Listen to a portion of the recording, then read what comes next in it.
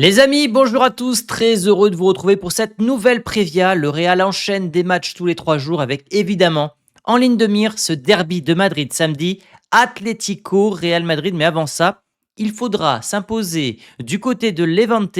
Levante Real Madrid, c'est demain soir à 21h30 et comme d'habitude, on va faire l'avant-match ensemble. Mais juste avant les amis, rendez-vous ce soir 17h, fin d'après-midi 17h pour un live spécial Vinicius avec Guillaume. Ça va péter la bombe à retardement côté Real Madrid avec l'info qui est sortie ce matin comme quoi Vinicius pourrait quitter le Real cet hiver. Info évidemment à prendre avec des pincettes, mais qui relate quand même ce côté un petit peu anxiogène qui peut y avoir du côté du Real Madrid entre Rodrigo, Vinicius, Xabi Alonso, etc. Donc je compte sur vous, rendez-vous ce soir à 17h. Au programme du jour, la presse, l'actu Real, la conférence de presse de Xabi Alonso qui s'est terminée il y a un quart d'heure, Levante, ma composition pour ce match de Liga et bien sûr mes pronostics avec mon partenaire Unibet qui vous offre 10 euros les amis. 10 euros offerts, le match sur Unibet TV pour tous les gens qui sont inscrits et 100 euros sous forme de freebet avec le lien en description ou le code chronique 10. Vous devez parier évidemment avec responsabilité. Les jeux d'argent sont strictement réservés aux personnes majeures. Maintenant que c'est dit les amis, on passe au générique et on enchaîne avec la vidéo.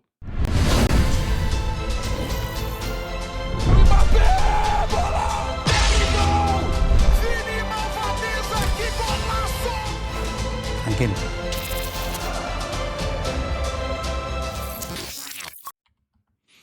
Avec Marca, bon, qui titre sur la Formule 1, c'est pas ce qui nous intéresse, mais on voit que tout en haut, il y a un petit encas sur Xabi Alonso Vinicius, mais ça, on en parlera ce soir.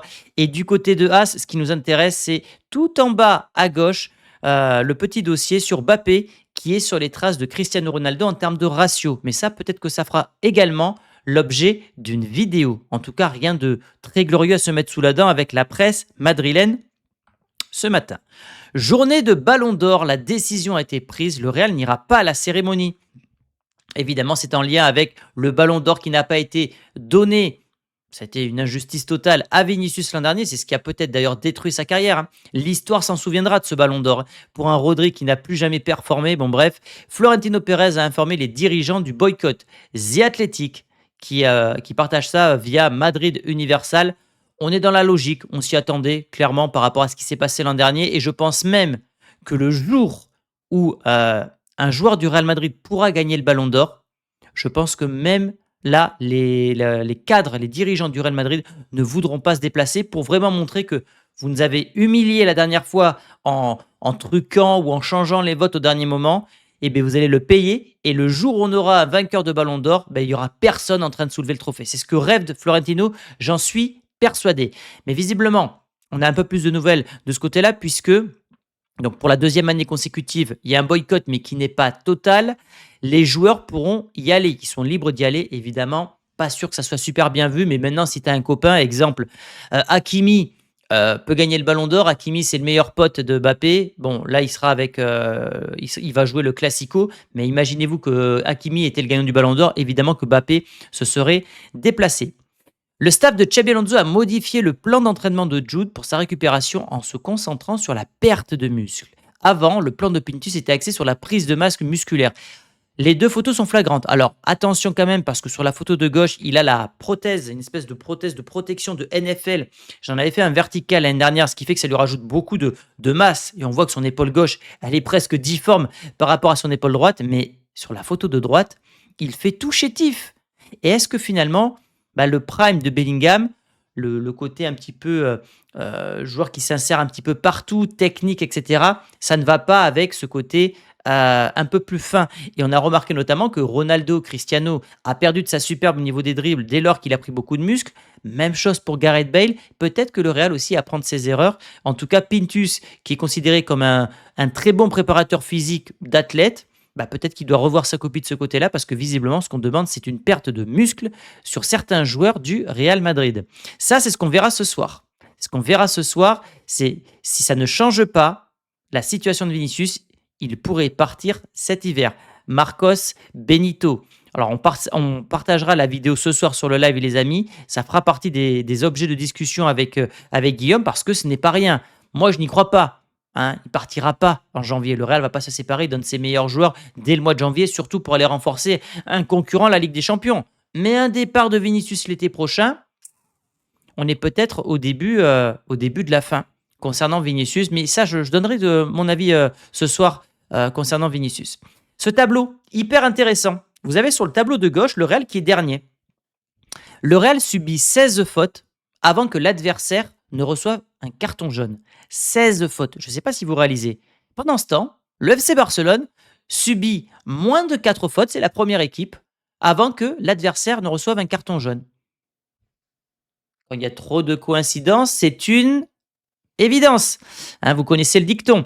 Et de l'autre côté, le Barça doit faire 14 fautes avant qu'il reçoive un carton jaune et le Real doit commettre 6,6 fautes pour que ces derniers reçoivent un carton jaune. Donc, dans les deux classements qui avantagent, enfin, dans les deux classements, le Barça est premier et ça avantage énormément les Catalans.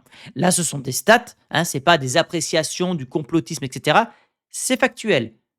Et on est en pleine affaire Negreira. Hein, il y a son fils qui a été interrogé devant la justice, qui a balancé son père, qui a balancé le Barça. Bon, est-ce que c'est encore des restes de l'affaire Negreira? J'en sais rien. Mais en tout cas, le Real qui doit subir 16 fautes avant que l'adversaire ne reçoive un carton jaune, on va pas me la faire. Hein. Je veux dire, à un moment, c'est louche, quoi. C'est louche. Nico Paz qui continue d'exploser en Serie A. Vous le savez, sur la chaîne, on parle du Real, mais également des joueurs qui englobe un petit peu le Real Madrid, et Nico Paz en fait partie. 4 matchs, 2 buts, 3 assists, 2 fois homme du match, meilleur espoir du mois. J'ai hâte de voir, parce que ça a été annoncé par Fabrizio Romano à la fin de l'été, Nico Paz va revenir au Real Madrid à la fin de saison. Alors où va-t-il jouer? Je n'en sais rien. Tu as déjà du Arda Güler, tu as du Bellingham, tu as du Mastantuono. Mais là, il y a peut-être un crack. Il est argentin, il a beaucoup de classe, il a du flow, je trouve. Et je pense qu'il a de quoi réussir du côté du Real Madrid. Souvenez-vous, il avait mis un but assez fabuleux contre le Napoli en Ligue des Champions. Donc Nico Paz, ce sera peut-être le petit fil rouge de cette saison concernant le mercato. La conférence de presse de Xabi Alonso. Nous voulons gagner beaucoup de points cette saison. Nous devons gagner beaucoup de matchs. Ma prédiction, c'était, souvenez-vous, que cette Liga se jouera à 95 points, ce qui n'est plus arrivé sur les 10 dernières saisons. Quand on voit le niveau du Barça, qui est en train de monter en puissance, 6-0 contre Valencia, 3-0 hier contre Retafe, on sent que le Barça monte en puissance. On a un Real qui, quant à lui, 5 matchs, 5 victoires. Moins brillant dans le jeu, mais qui est solide défensivement, qui concède très peu d'occasions. C'est l'équipe en Liga qui concède le moins d'occasions. Et bien, cette déclaration et les faits qui sont en train d'arriver me donnent raison pour l'instant. Je pense qu'on ira vers une Liga à minima 90 points et je pense qu'on ira même jusqu'à 95 points. Évidemment, beaucoup de questions puisque j'ai suivi les déclarations de Xabi Alonso en direct. Il y avait 4 questions sur 10 sur Vinicius, comme quoi il y a un dossier Vinicius côté Real Madrid. Vinicius qui sort, j'ai été joueur, je connais ce sentiment quand on est remplacé. Je trouve qu'il fait beaucoup de langue de bois. Alors, il ne peut pas descendre son joueur, que ce soit Rodrigo, que ce soit Vinicius, mais on sent qu'il n'y a pas le même traitement qu'avec Mbappé. On sent dans la gestuelle, vous savez, moi je fais beaucoup attention aux gestes, hein, qui ne sont pas calculés par les joueurs. Déjà, les relations sont très froides entre Vinicius et Rodrigo quand l'un remplace l'autre. Quand Mbappé sort, c'est des grosses accolades avec Xabi Alonso. Tout ça me fait penser que tactiquement, Xabi Alonso ne s'y retrouve pas forcément avec Vinicius, surtout quand ce dernier colle la ligne de touche côté gauche. Et le sujet du soir, hein, tout à l'heure en live, c'est la bombe à retardement. Je sens que ça va péter. Hein, je sens que ça va péter. J'espère me tromper, les amis, mais je sens que ça va péter à un moment avec les Brésiliens. Xabi Alonso interrogé sur Carreras. Je suis surpris. Il a été excellent. Bon, pour développer un petit peu, puisque j'ai suivi la conférence de presse, il a dit que c'était un joueur qu'il suivait depuis longtemps et qu'il était persuadé qu'il s'intégrerait parfaitement au Real Madrid et que c'est pour ça également qu'il le voulait pour le Mondial des clubs. J'ai titré sur Carreras hier sur mon live avec Mastantuono. Oui, on n'hallucine pas, hein, les mecs, quand on voit tous que Carreras est exceptionnel. Xabi Alonso le reconnaît également. Complet défensivement, il attaque, il défend, il est athlétique. C'est quand même une recrue de premier choix. Seul point négatif, on le dit souvent, mais c'est ces 50 millions qui sont dépensés alors que c'est un joueur formé au club, mais au moins ça lui a permis de grandir. Bellingham et Camavinga peuvent être titulaires demain. Ils sont en meilleures conditions. Info très intéressante puisque je vais m'en servir pour ma composition que je vais vous proposer juste après. Et oui, parce que le main event de la semaine, c'est pas l'Evante, c'est l'Atlético. Il faut que les joueurs aient du temps de jeu parce que tu en auras besoin contre les Colchoneros qui font d'ailleurs un début de saison catastrophique. Il y a moyen de les enterrer quasiment, définitivement, dès ce samedi. Ce sera d'ailleurs la mission principale de Xabi Alonso. Quel est ton trio d'attaque préféré? Ce n'est pas facile à dire, on a besoin de tous. Et il a dit surtout, je ne peux pas le dire. Si je le dis, je vais me faire des ennemis. Mais je peux déjà vous dire que parmi les trois de devant, puisqu'on parle d'un trio, il y a Mbappé et Mastantuono. Le troisième, j'arrive pas à savoir s'il met Vinicius par rapport à son statut ou s'il préfère Rodrigo. Moi, je dirais que dans le côté Xabi Alonso compatible, je pense qu'il préfère Rodrigo que Vinicius. Je peux me tromper. On passe à Levante. Bon, Levante, équipe plutôt faible cette saison, qui sort de 2 matchs sans défaite, c'est vrai, contre le Betis 2-2 et cette victoire à Gérone 4-0. Attention avec cette victoire à Gérone. Gérone, ils ont un pied en Ligue 2. Voilà. Ils sont bidons de chez bidon cette année. Et voilà, c'est peut-être la chute d'un club satellite de Manchester City qui avait été en Ligue des Champions mais qui n'a pas réussi à garder cette stabilité, cette régularité qui permet aux clubs de Liga d'accéder, à certains clubs de Liga d'accéder régulièrement en Coupe d'Europe. C'est 3 défaites pour commencer la Liga, une à Alaves, une à domicile contre le Barça, voilà, bon, avec quand même 2 buts inscrits, une défaite à Elche. Bref, une seule victoire en 5 matchs. Pareil, je pense que c'est le bon moment pour les taper. Et de ce que j'ai pu voir, ils n'ont pas fait de gros mercato, hein. La plus grosse recrue, c'est Karl Eta et Young de Villarreal, un jeune de 21 ans. Après, c'est des prix avec option d'achat ou des transferts libres. Il n'y a pas d'argent en Liga. La Liga, c'est le championnat avec la Ligue 1 qui a le moins dépensé cet été. Donc, je ne suis pas étonné quand je vois que le Barça n'a quasiment pas recruté. En fait, il y a seulement le Real qui a beaucoup recruté avec l'Atlético. Mis à part les 2 clubs madrilènes, ça a été très faible pour les autres clubs espagnols à cause des problèmes financiers. Et côté départ, il y a eu seulement Kocho Rajvili qui est parti au Sporting pour un peu moins de 6 millions. Mais voilà, moi, la plupart des joueurs, honnêtement, je ne les connais pas. Je ne vais pas faire le hipster, le spécialiste. Quand je connais, je le dis. Quand je ne connais pas, je le dis également. C'est pas une équipe que je connais parfaitement. Mais voilà. Au niveau du schéma tactique proposé par Julian Calero, on est sur un 4-4-2. Qu'on soit sur l'image de gauche contre le Betis à domicile, ou à l'extérieur contre Giron, donc les 2 derniers matchs, on est sur un 4-4-2 avec cette attaque Romero et Tai Young. Voilà, bon, pas grand chose à dire si ce n'est que je m'attends à cette compo finalement contre le Real Madrid. Au niveau des confrontations directes, attention, cette équipe nous pose régulièrement problème. Alors, sur les dernières années, les 2-3 dernières années, on ne les a pas rencontrés, mais défaite en 2018 à domicile, je me rappelle de ce débrief, j'étais furieux. Défaite en 2020 à Levante, 1-0. Et match nul en 2021, 3 partout. Ce qui veut dire que sur les 3 derniers déplacements à Levante, il n'y a qu'une seule victoire, un match nul, une défaite. Et puis surtout le dernier duel au Bernabeu, c'était un 6-0 avec cette bonne époque. Ce maillot que j'ai mis pour le vlog à Madrid justement. Vini, Benzé, quel duo, quelle complicité. Et je suis presque nostalgique de voir Vinicius souriant comme ça, tant aujourd'hui il est malheureux. On passe à ma composition, les amis, pour ce choc contre Levante. Et vous le voyez, adieu le 4-3-3. Je pense qu'avec le retour de Bellingham, nous allons repasser dans un 4-4-2 ou un 4-1-2-1-2. Côté droit, Carvaral. Côté gauche, je pense qu'on va faire souffler Carreras et qu'il y aura Francesco Garcia. Défense, Huysen va faire son retour. Huysen, donc la suspension lui a permis de souffler. Avec lui, Militao. Voilà, la défense, c'est l'un des points forts de ce Real Madrid en début de saison et je ne pense pas que Xabi Alonso voudra tout révolutionner. Mais ce qui est bien avec cette compo-là, c'est que finalement, tu ne fais souffler qu'un défenseur parmi les 4. Donc tu gardes une certaine stabilité et ça te permet de faire souffler Carreras, que tu gardes au frais pour l'Atlético Madrid. Devant la défense, Tchouaméni, l'un des soldats de Xabi Alonso cette saison. Retour d'Arda Güler. Je pense que Güler a soufflé. Il va devoir jouer là. J'ai un doute sur Valverde, mais on est à l'extérieur. Je l'imagine quand même titulaire. Je vois le retour de Bellingham. Est-ce qu'il y est le Bellingham? Je ne le vois pas là. Ah, il est là. Le Jude. Je me demande même s'il ne va pas mettre Kama.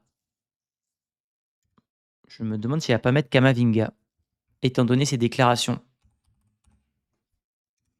Et à ce moment-là, Güler, tu le mets ici. Ah, il a de la gueule ce milieu, je sais pas ce que vous en pensez, mais ce milieu a de la gueule, hein. Et puis bon, moi j'ai hâte de voir ce que va donner Bellingham et hâte de voir ce que va donner Camavinga sous Xabi Alonso. Et au niveau de l'attaque, je vois Rodrigo et je vois Vinicius. Les deux Brésiliens, Bappé sur le banc, tu fais rentrer Gonzalo et Hendrick en fin de match si tu mènes 2-3-0. Ouais, je pense qu'on peut avoir cette compo. En tout cas, c'est la compo que j'aimerais voir. Comme ça, il y a plus de dossier, Rodrigo, Vinicius, tu fais jouer les 2 ensemble, tu es sur une attaque à 2. Tu fais reposer Mbappé avant l'Atlético, parfait. Tu fais revenir Bellingham et Camavinga qui ont besoin de temps de jeu. Tu fais souffler également Carreras. Ouais, je pense que ça a de la gueule. Donnez-moi votre avis, les amis, dans les commentaires. On passe à mes pronostics, donc avec mon partenaire Unibet. Je rappelle les bonus, 10 € offerts sans dépôt. Vous vous inscrivez, vous avez 10 € offerts les amis. Vous avez le match sur Unibet TV, ce n'est pas rien quand vous êtes inscrit. Et vous avez également 100 € de free bet. Alors bien sûr, ce n'est pas une alternative au travail. Vous devez parier de petites sommes, 5, 10, 15 €, 20 € grand maximum. Et vous devez être majeur car c'est strictement réservé aux personnes majeures les amis. Donc on parie avec responsabilité. Ce qui nous amène aux cotes de ce match. On va y arriver. Tac, je mets les mentions légales. Hop, et on est parti avec les cotes du Real Madrid. Le Real qui est largement favori. Évidemment, on va partir sur un 6 sur 6 et une nouvelle victoire de ce Real Madrid. But pour les deux équipes, non. Je sens que ce Real est capable cette année d'enchaîner les matchs sans encaisser de but. Tac, tac, tac, tac. On va partir sur le score exact puisque j'ai pas de MyBet. Il n'y a pas de MyBet qui sont proposés là. Buteur, passeur, non. On va aller sur le score exact. Moi, j'ai un score assez fleuve. Je sens que ce Real, pardon, est capable d'en coller 3 à Levante. Mon score exact, ça serait 3-0. Levante à domicile, ils vont devoir sortir. Ils ont besoin de points. Et si on veut jouer un peu plus la prudence, comme d'habitude, les amis, le 1-2 ou 3-0, ça a marché le week-end dernier. Enfin, non, ça a marché, oui, le week-end dernier contre l'Espagnol. On avait fait le 1-2, 3-0. On avait même ciblé le 2-0. On a vu le score exact. Au niveau des buteurs, alors je ne vais pas dire Bappé parce que Bappé ne joue pas, selon moi. Je vais mettre Bellingham et Vinicius. J'aimerais que Mastantuono joue, mais je le vois remplaçant pour ce match-là. Il a besoin de souffler également. Et un troisième buteur. Ça serait idéal, ça. Un but pour chaque joueur offensif. Bellingham, Rodrigo qui sont cotés à 2,75. Vinicius coté à 2,17. Bon, voilà. Je mise 35 €. Je peux potentiellement en gagner 109. Voilà. Après, bien sûr, j'ai fait beaucoup de cotes. Faut jouer, faut jamais jouer autant, les amis, hein, comme je l'ai dit tout à l'heure. Voilà, je crois que j'ai fait le tour, les amis. Nous, on se retrouve donc ce soir pour le live à 17 h. Demain, on se retrouve pour le débrief à chaud. Débrief à chaud en vidéo qui sera aux alentours de minuit puisque le match est à 21h30. Et mercredi, on se retrouvera pour le débrief à froid avec Guillaume. Merci beaucoup pour votre fidélité, les amis. Donnez-moi votre compo, votre prono. Vous pouvez également réagir à toutes les infos que je vous ai données concernant Vinicius, etc. Et je vous dis à très vite pour une prochaine vidéo. Ciao les amis!